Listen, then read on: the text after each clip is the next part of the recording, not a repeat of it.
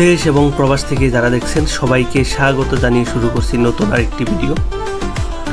আজ আপনাদেরকে দেখাবো Uttara centre metro rail station. দেখতে পাচ্ছেন চমৎকার লাল সবুজের মেট্রো রেল স্টেশনটি। এটি Uttara centre metro rail station. এই মেট্রো রেল স্টেশনের নিচ দিয়ে চলে গেছে গাড়ি চলাচলের রাস্তা।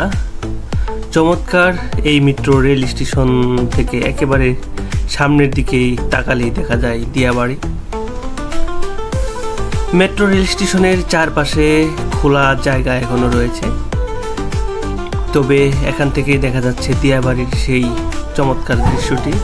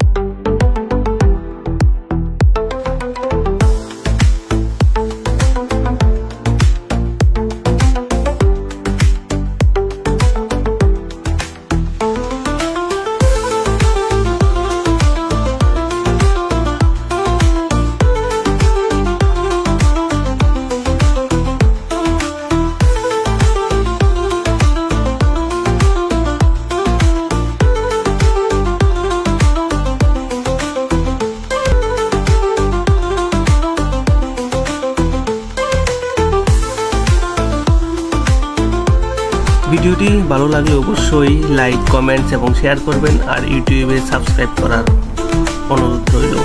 সবাই ভালো থাকুন। আল্লাহ হাফেজ।